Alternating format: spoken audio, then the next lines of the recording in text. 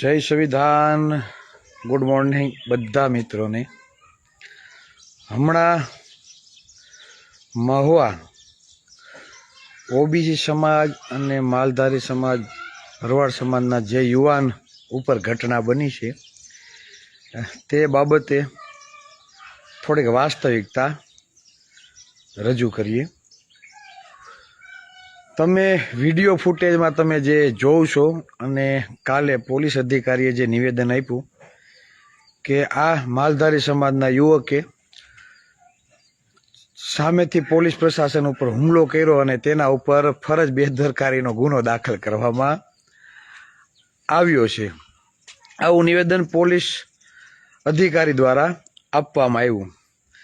એટલે કહેવાનો મતલબ એ છે કે પોલીસ જે ફૂટેજ આપણે જોઈએ છીએ વિડીયો ફૂટેજ, તો એમાં આ યુવકને 2-3 જણા પકડી રાખે છે અને એક વ્યક્તિ દંડા વડે મારે છે.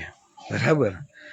ફૂટેજમાં ક્યાંય એવું નથી દેખાડવામાં આવતું કે ભરવાડ સમાજનો યુવક પોલીસ ઉપર હુમલો કરતો હોય એવું.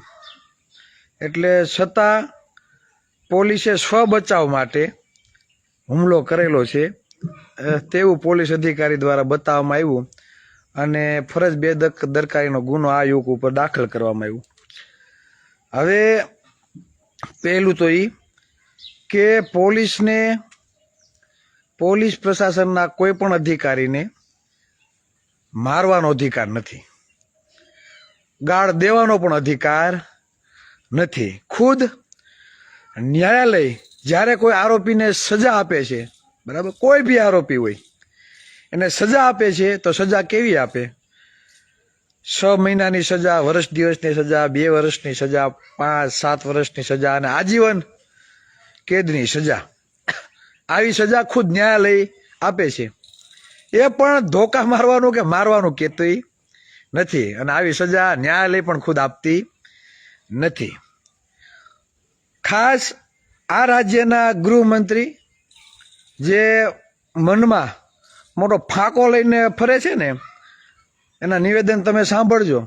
શું કે વરઘોડો તો નીકળશે જ, પગ તો ધ્રુજશે જ.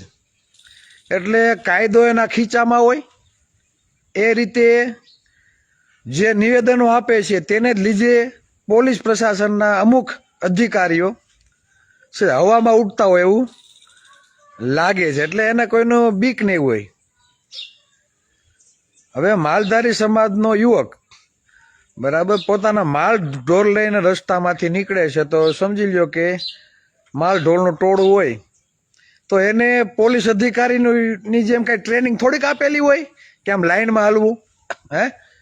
બીજું કે જે ઉદ્યોગપતિઓ, બરાબર, જેણે ગૌચરની જમીનો કહેવાતા ખૂટ્યા હોય જે પચાવી પાડી છે, બરાબર, તો માલ ઢોર બિચારા જાય ક્યાં, હાલે ક્યાં? એવું હોય તો કયો ને, આ હિન્દુવાદી સરકારને કંઈક અલગથી ફૂટપાથ બનાવી દે માલ ઢોરને ચાલવા માટે. એ નીચે જ ચાલવાના છે, કંઈ હવામાં ઉડીને થોડાક એને પાંખું છે ત્યાં પોલીસની ગાડી આવે કે બીજું કંઈ આવે તો આમ ઉડીને ઠેકીને વહી જાય એવું છે. એટલે પહેલાં તો આ રાજ્યના ગૃહમંત્રી પહેલાં રાજીનામું આપી દો ભાઈ. આ તમારી હવાબાજીને લીધે જ આ અમુક લોકો પેધી ગયા છે, મજા આવે એમ. ફૂટેજમાં ક્યાંય એવું નથી દેખાતું કે યુવકે ઢોર માર માર્યો, યુવકે હુમલો કર્યો એવું દેખાય છે ક્યાંય? હા, યુવકને માથામાં લાગેલું છે, આ વાહમાં બૈડા ફાડી નાખ્યા, સાંભા થઈ ગયા છે. તમે જે હોટા માર્યા છે ને એ માથું ફોડી નાખ્યું. અને સ્વ બચાવમાં માથામાં લાકડીયું મારવાની હોય?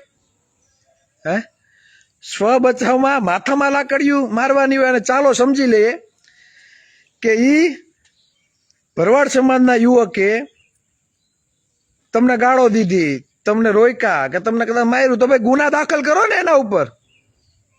કાયદો તો છે જ, કે કાયદાથી પણ તમે ઉપર છો. એટલે મજા આવે માથામાં તમે ધોકા મારો અને દેખાય જ છે ફૂટેજમાં. આ લાગે છે ને, દેખાય છે ફૂટેજમાં. હવે આ તો ઠીક છે, કાંઈ નથી થયું, આ લાગ્યું હોત માથામાં, વાહના ભાગમાં, અને હેમરેજ થઈ ગયું હોત તો તમારું કા ગૃહમંત્રીનું શું કરી લેવાનું?